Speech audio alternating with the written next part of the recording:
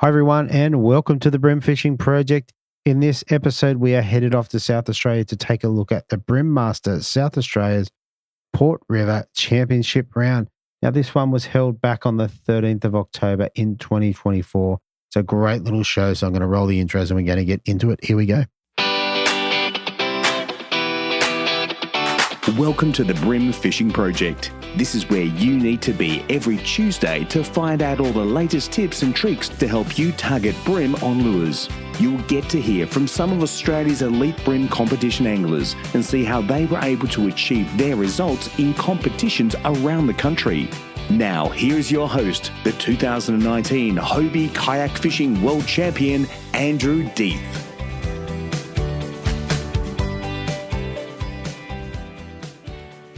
All right. So as usual, we've got a couple of things going on. We've just moved into the third focus group or challenge for the Bream Fishing Project Collective.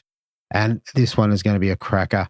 So if you're looking at becoming part of a bream fishing community where we get to catch up and have a bit of a chat and work on some projects, some lures, this is definitely the place to be. The last time we did what we called the Duro Challenge, which was all Duro style plastics. So the Duro smash baits and what have you. So that was anything from a hurricane sprat through to a Berkeley drop shot minnow, anything with a pintail or a fork tail kind of fit the thing. We did about 6 weeks on that and learned a whole bunch of stuff and caught a bunch of fish, which was really cool. And for me personally, it was a great challenge. I really enjoyed it. If that's something that sounds good to you, if you want to be part of a group and come along and meet up every now and then in a group setting like a Zoom call, and talk about bream fishing and talk about what's going on. Definitely not limited to the challenge at hand. We definitely talked about some other stuff. We got a sponsor on board for this month's challenge and gave away a few lures. That's a pretty good deal. Anyway, breamfishingproject.supercast.com. That's where you can sign up and become part of it. All right, this one here, what a great little episode. And they also, on the day they did some, I guess, their housekeeping.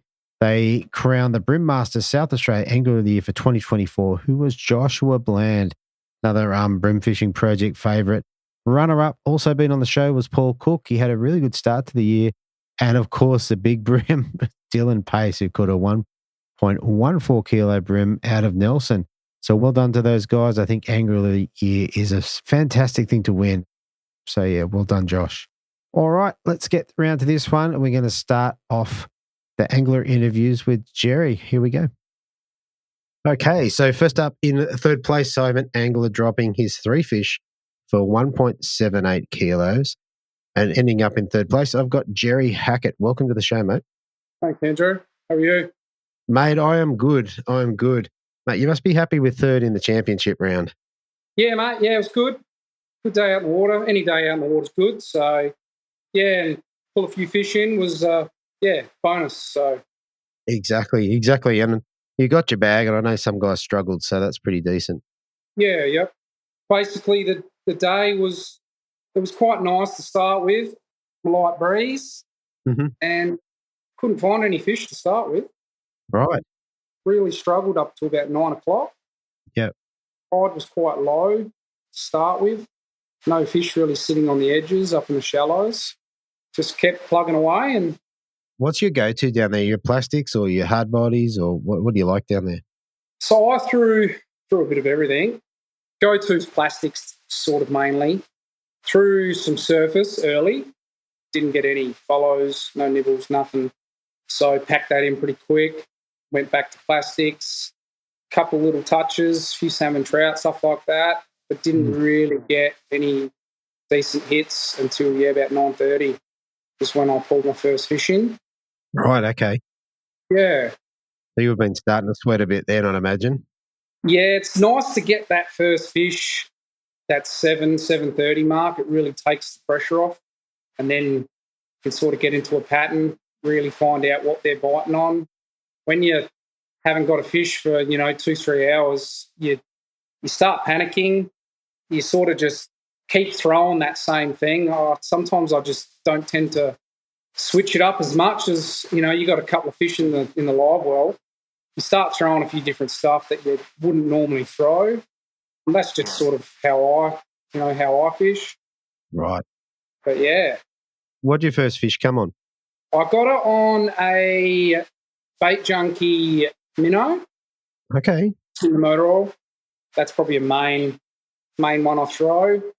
Threw some grubs, just your normal paddle tail. Didn't really get any success on them.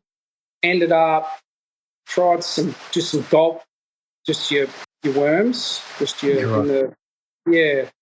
No real luck on them. I normally get a few fish on them. They're sort of a fallback. And then I threw cranker crabs around a bit and managed a few fish on them. So, yeah, got a few snapper as well. Nice surprise. So at 9:30 you got your first one, and then it wasn't until you switched over to cranker crabs that you landed the second one? I've got a few undersize on the plastics, and then I could see the fish on the sounder. They were swimming through, lots of fish. So I started throwing the cranker crab, and I started getting hit on that and lost a few good fish. Yeah. Couldn't stop them. A lot of structure. They took me around.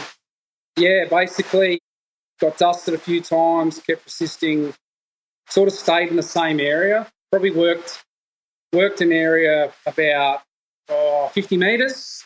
Yeah. Nice deep edge right up to the mangroves. Like it come virtually 3 metres, 3.5 metres, and then it virtually comes straight up. So, and they'll just work that edge, just rolling them off the edge, dropping them down, and they'll virtually getting hit on the drop. Yeah, right.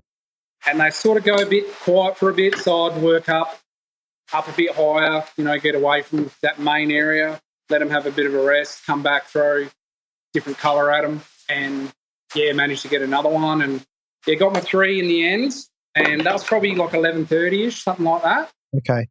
With quite a few undersize in between. Yep. And a few nice snapper that I thought were good fish. Absolutely. So seen the colour, and I was a bit disappointed, then I upgraded. I think I upgraded 2 or 3 times. I had a couple sitting around the 30 centimetres, just legal. Yeah. And then I managed to just get, another 50, 100 gram upgrade on a couple of fish, which was good. Yeah. And sort of I kept catching fish all the way up to probably about 12:30, 1 o'clock. Yeah. Yeah, tide changed, which didn't really fuss them too much. It started running back out the other way.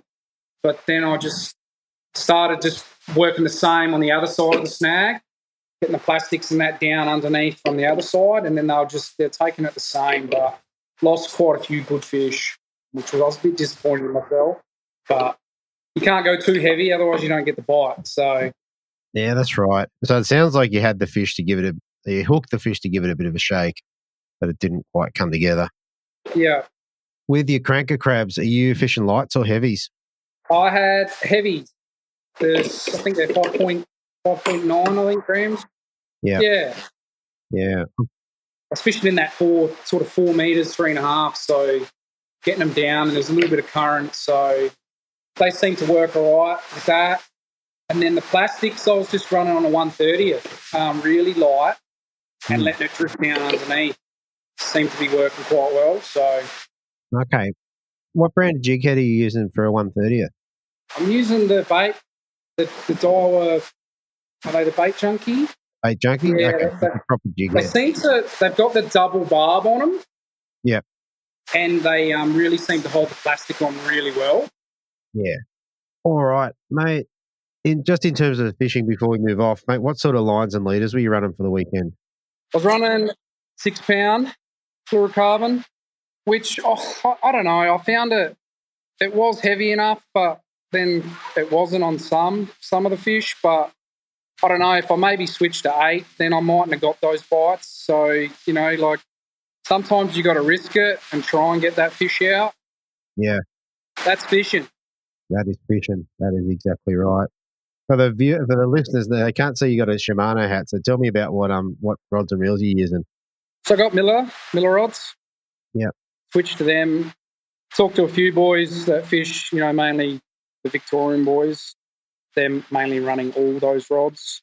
Seen them start to use them, so I started getting into them, and great rods. And then I just pair them up with a just the Shimano Stratix 2500s. Yeah. Great reels. Yeah, so I'm just running just 6 pound braid with the 6 pound leaders. When I go clear of water, I run a 4 pound, sometimes 3 pound leader. Very cool. All right, mate. For third place, what did you get to take home? I think there's 150 cash prize, $50 voucher at Sports Fishing Scene, and I think there's a $50 voucher with Fishing Guru, and then a little bit of merchandise, some plastic, some lures, stuff like that from Pro Lure. I think there was a couple of vibes and stuff from TT. Yeah, and just Hobie hat. Yeah, a bit of other bits and pieces, stuff like that. So, yeah, some good little prize packs and stuff like that from the sponsors and stuff like that, which is great. So beautiful. All right, mate, one more thing before we shoot off. Is there anyone that you want to give a shout out to or say thank you to? Probably Gibbsy, Ben Gibbs, Lee Kirshner, Daniel Simmons. They've been running the comps for a bit now, so obviously without them, us SA boys wouldn't have much to really fish. So, good on those lads. I know it's a lot of effort out of their day-to-day stuff. So, congratulations to them and keep it up. So, I'll give them my support where I can. So, yeah. Brilliant. All right, mate. That is terrific. Look, thanks for coming on the show, and hopefully we get to talk to you after the next comp. Yeah, no worries. Thanks, mate. All right, thank you very much. All right, fishing.com.au, your one-stop bream lure and tackle shop. Pick up the latest bream tackle, including Muscle Vibes, Cranker Crabs, OSP Bent Minnows, Z-Man Plastics, Eco Gear Lures, and Daiwa Rods, Reels, and Tackles. Shop where the world champion, the Australian champion, and the current ABT champion shops. Fishing.com.au, online or in-store at shop. I don't know where he is. I can't remember. This is the first time I've not read it. Shop 18/29 Kiora Road, Miranda. There you go. It came to me when I looked it up. All right. Let's have a look and see what's going on in fishing.com.au at the moment. One thing that's definitely exciting me is the cicada bite. And I'd stocked up on some Tienco soft shell cicadas and also the jackal size, and I really rate those. In other things that are pretty cool on there, as we get back into comp fishing season, definitely cranker crabs should be on most guys' lists, and I definitely would take a look at the new olive UV ones. I like the orange claws and the orange underbody. And last thing before we move on is the Pro Lure hybrid shrimp. Now, to be fair, I haven't given this a good run because I've been doing some other focus things, but I think this is going to be killer for Big Bream on its given day. So definitely have a look at those, and check it out at fishing.com.au. All right, coming up in second place, I've got an angler that dropped 2.24 kilos on the scales for his 3 fish, which included the Big Bream of 1.35 kilos. I'd like to welcome to the Bream Fishing Project for the first time, Luke Ansell. Welcome to the show, mate. Thank you very much for having me. Mate, second place in the championship. How good's that? Yeah, no, I was pretty happy. Just a little bit of correction for you. I only ended up with the 2 on board, so I had a 2 fish bag to put that sort of weight on the scales, which was nice. Well, there you go. Well, I did not see that. I've just got a weight there. So, okay. So, good and bad. Yeah. So, would have been nice to have got that 3rd fish, and then I would have given Ryan a bit of a run for his money, but it didn't play out. So, there you go. Well, I'm looking at the weight. So, you got a 1.35 and 2.24. So, your other fish was like 890 grams. Yeah. So, both good fish, particularly down there. Yeah. So, the smaller one went 38.5 tip, and the larger one went 43.5. Wow. Well, there you go. All right. Well, we're going to circle back around to that. Let's start with your pre-fish. Now, we spoke before, and this is one of your locals. Tell us what you did to get out there and have a bit of a look around. Unfortunately, this year, I wasn't able to make any sort of pre-fish attempt. Just been pretty busy, so I missed the window to get out 2 weeks prior, so I just went and fished West Lakes to get my skills back up for bream, because I've been fishing a bit heavier in fresh water, and had a bit of a session out there. And then it came to the Saturday before and I couldn't make it, unfortunately. So I hadn't really touched the Port River system since round 1 in February this year. Right. Okay. I just had to go off knowledge that I had from last year when I had a bit of time to fish. And even then, that knowledge kind of got turned upside down on comp day. Yeah, okay. Yeah, fair enough. Now, how'd you go in the round in the start of the year? I came fourth in that one, so had a couple very early dust me that would have been good to land, and managed to get my bag with about 15 minutes to go. I managed to get that third fish. It took quite a while. Right. And just quickly in that round, do you remember what you used in terms of lures or techniques? I'm very much a one-trick pony, so Okay. I'm generally a 1/20th grub. 1/20th jig head with a Z-Man grub. Range of different colours. I've got a hybrid that I've kind of mixed colours together to get out of the Z-Man. But otherwise it's motor oil or bloodworm. So, and generally fishing where I fish, you'll get them on the drop. It's not very often you'll get them on much of a pause or on the retrieve. It's on that drop, and then they'll turn and burn you. Right. And do you put scent on those? I do. At the moment, I just run S Factor because I've found it works. I haven't had a need to change because catch rate's generally there. Yeah, okay. Perfect. All right. So the reason I asked that question, I want then it'll put into context what you did over the weekend. So yeah. Yeah. All right. So then, I guess so. If you're kind of focused mostly on grubs, what sort of rod setup do you take? Do you take 1 or 2 or 3 rods, or how's that look? Took 3. So I've got 2 in feeds and 2 to 4. They're good, but when you're going into cast that heavy structure, I generally I've got a TT Black Mamba, and that's in a 1 to 3, and it actually turns their heads a hell of a lot better. It's that little bit stiffer. So yeah, I'll run that if I know that I could get into trouble. Then reels wise, I'm running a couple of 2000 size Fagos on the infeeds, and I went to the dark side and I just got a cheap Shimano Miravel that I whacked on the Mamba because one of my other reels I burnt out. So okay. Well, there you go. So the first set of reels, what were they? So the ones that I destroyed a Freems. Freems. Okay. Yeah, and also what do you call it? No, it escapes me at the moment. The other one that's no good anymore. It doesn't matter. All right, let's roll around the comp day. Tell us about your day, how it went and how you end up catching your fish. So in the morning, set off, and it's roughly to the first spot that I wanted to try is about 8 kilometres or so, and just fighting a little bit of tide and wind. So it was about an hour and a quarter until I was able to throw my first cast, and went for probably near 2 hours of casting and trying to chase down the normal snags that produce, and nothing was happening. So kept in contact with Ryan Ottens, and he said, what do you want to do? I thought, well, maybe we head back towards the main river and try some of the shipwrecks. And we kicked back, and along the channel on the way back, we found one of the old overturned tinnies that's down there as a bit of structure, and it was just lit up like a Christmas tree. So we went, all right, let's have a crack. And we had a few fish come on board, and I got dusted by a couple. But ouch.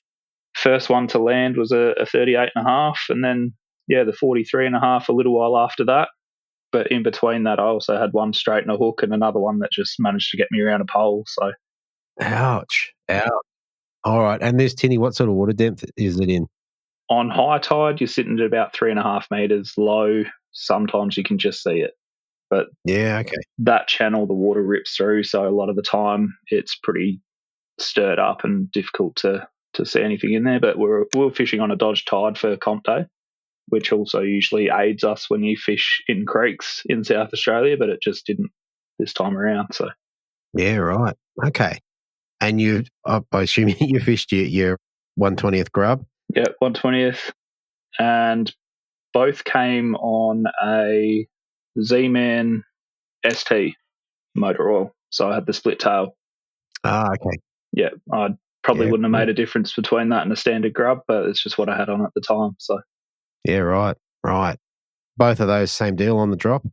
Yeah, so I reckon first one probably within 5 seconds of it hitting the water, and then the next one probably that tiny bit longer, but it hadn't got anywhere near the bottom yet. They just grabbed and absolutely smoked me. We had to follow this school, so after the first fish came on board, they started moving.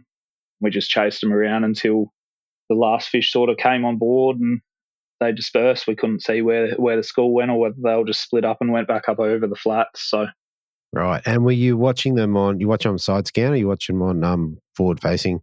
Ryan had them on forward facing. Mine was playing up, so I didn't fish with it. Okay. But I pulled up the school for a little bit on side scan. As we were cruising past, we were both just on side scan while we were tail between our legs heading back, and saw a big thing of fish, and we're like, oh, at the moment there's a fair few snapper in the Port River and that sort of thing, so we thought it might have been a school of small snapper. And that first cast, it kind of had us thinking it was, until the fish came up, and then we're like, all right, we're on here, and ran him down. Oh, very good.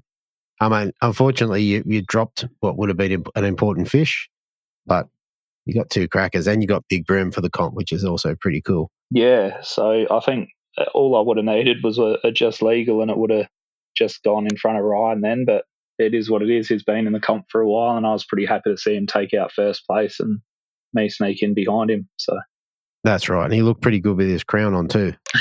He sure did. Yeah, no, he's put in a lot of time and effort. He's a very deserving winner. No, that's very good. All right, one more thing before we move off the fishing. What sort of leaders were you running? I had 4 pound on one, just in case when we got into the creeks they're a bit skittish or they're in the middle, and then the other 2 were just 6 pound J thread. So okay, yeah, cool. Yeah, nothing too heavy, but no, but decent pulling power. Okay, all right. I reckon that's a pretty good rundown of the fishing. What did you get to take home for second place? It was a bit of apparel. So there was, some from the sponsors. We had like face shields and hats and that sort of thing. A Hobie hat, a ruler, fishing reel. I think it was an Akuma Samar HD. Nice. $250, I think it was, and I'm not too sure what the prize is for Big Bream. It's a Burley Pro prize. Just hadn't arrived yet, so Gibbsy's in the process of getting that sorted for me. Right. That's pretty cool. Burley Pro's been a good sponsor. Yeah. Very cool. All right, mate. One more thing before we shoot off. Is there anyone you want to give a shout out to or say thank you to? Yeah, big thanks to Gibbsy and the guys behind Breammasters. They put in a lot of effort, and we're still trying to bump numbers up. Even though, numbers have been down, those guys still put in 110% to make it a great comp. Mm. Ryan for always sort of putting up with me and answering my questions when I'm a bit unsure, but no, he's been a very good fishing partner that both of us have learnt a lot off of each other.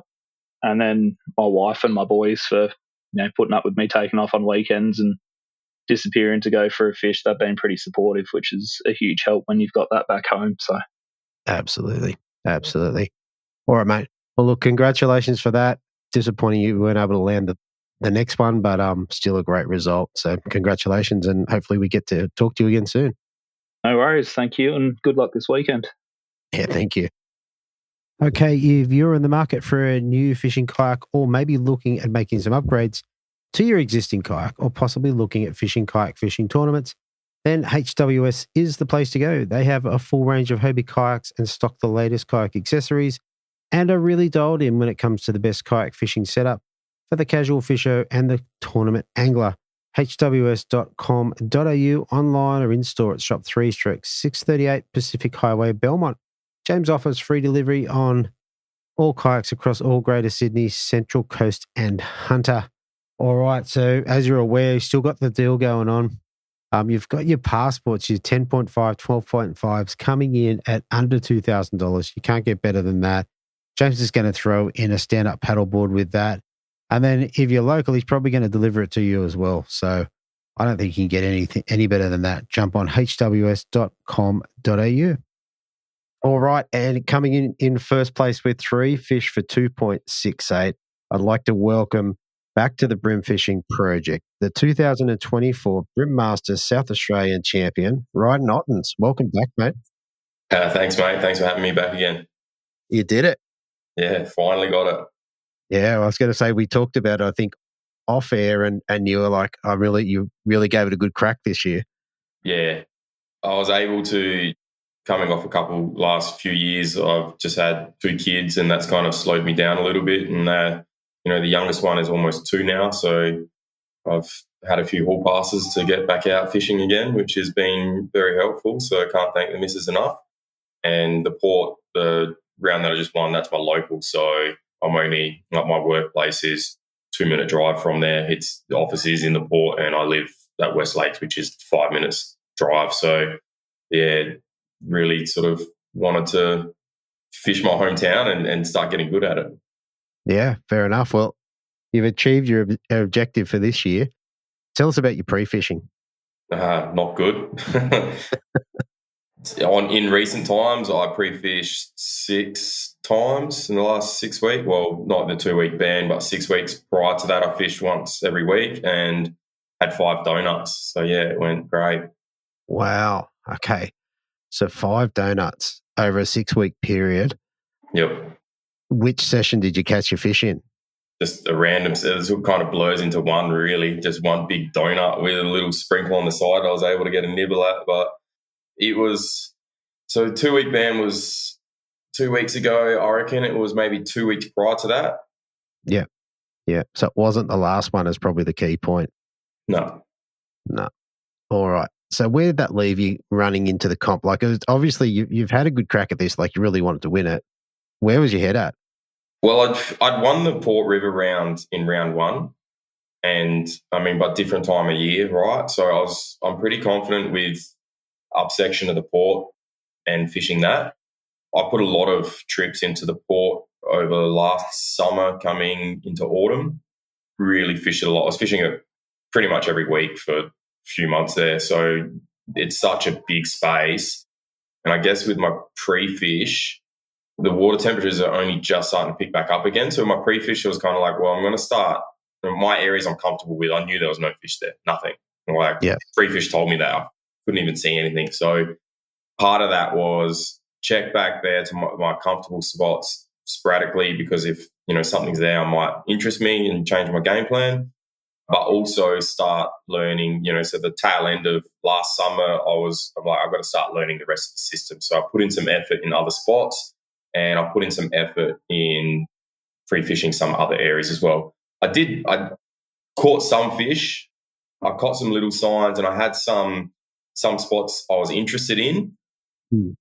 But I didn't like, it's so big, the Port. It's so big. So if one of your spots is not on, you've probably got a long way to go to get to another spot. And that's what probably sealed my game plan, is my confidence in where I was. And in one of the pre-fish days, I found one small pocket of fish. That was it. And I'm like, right.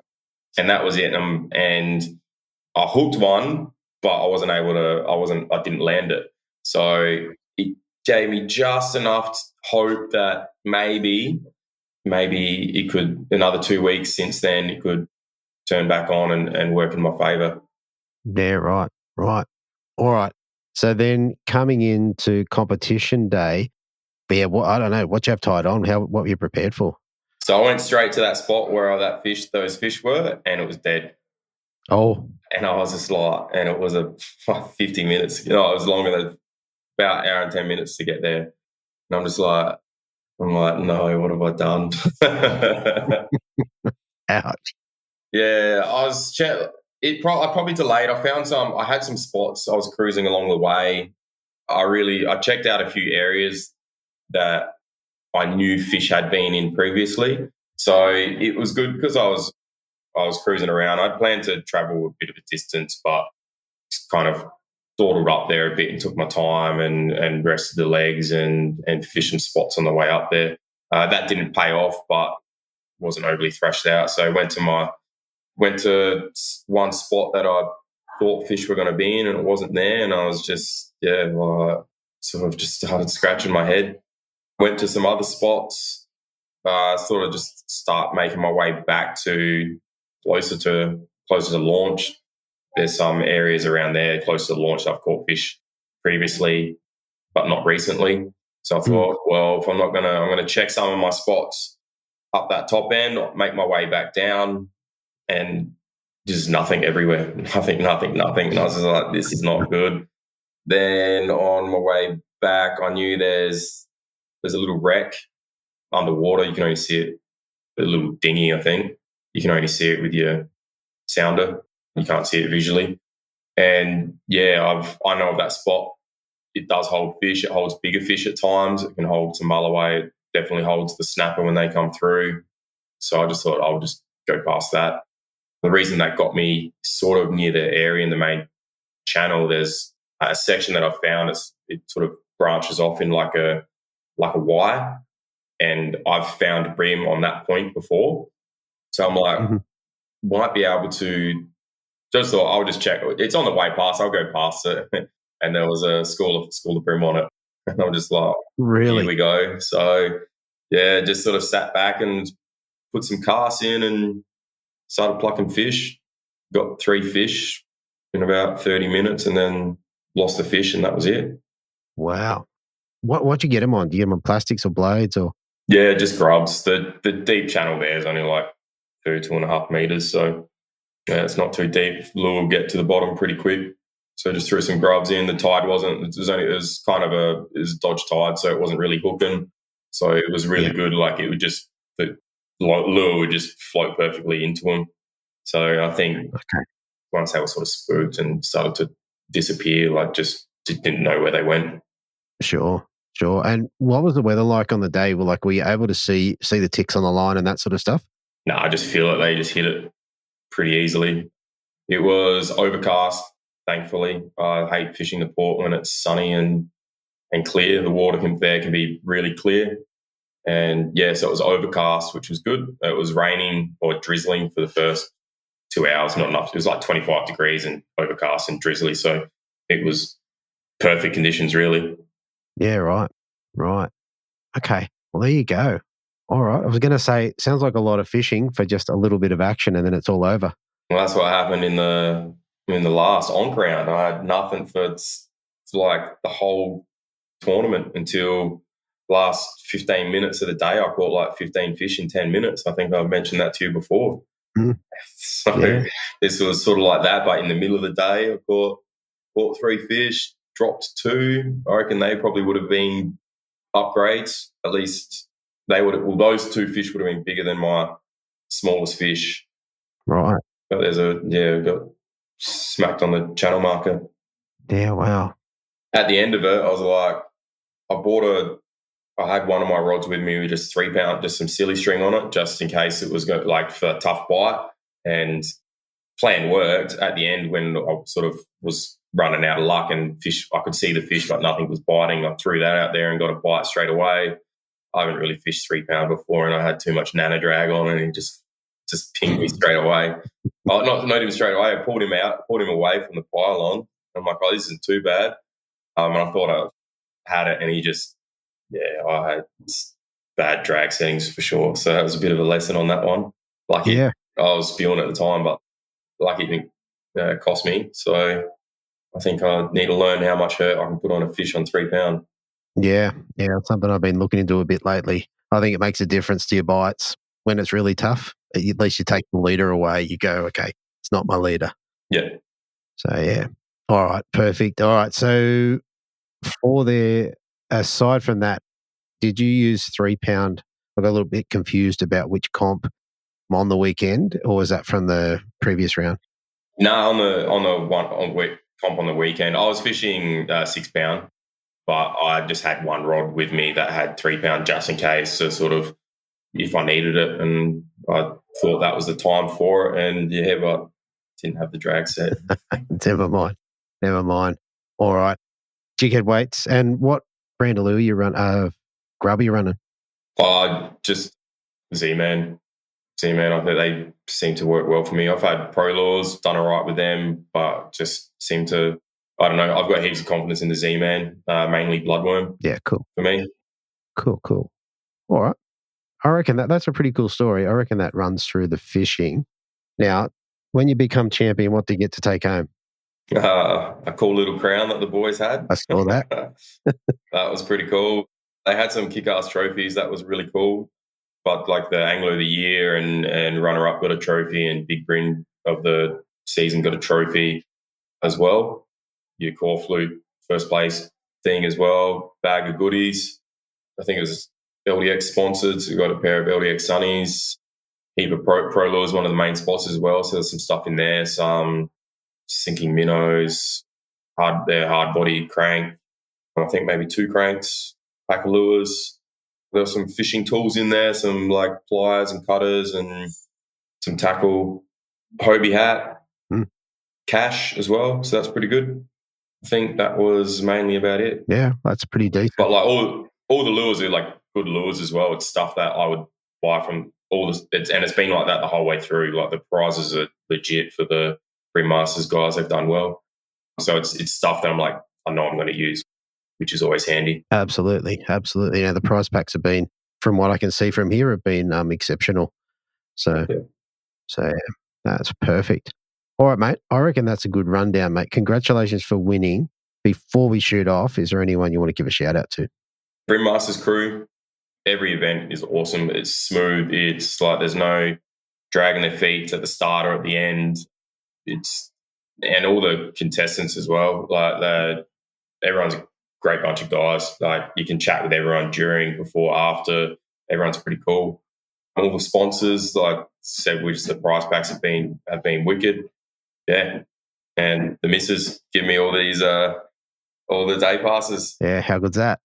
Yeah. Oh, very good. All right, mate. Well, I think we'll leave it there. Thanks again for coming on, and hopefully we get to have a chat with you again soon. Yeah, no worries. I hope so.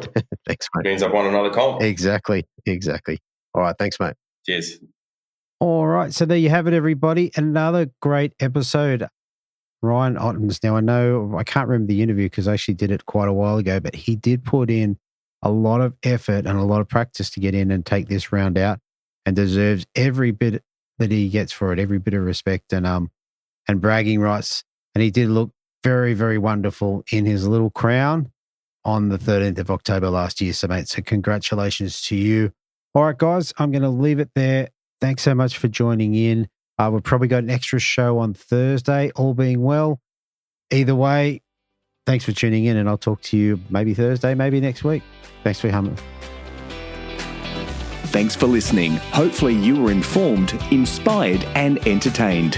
If you were able to learn something or just enjoyed listening, please consider subscribing and rate us on your favourite podcasting platform.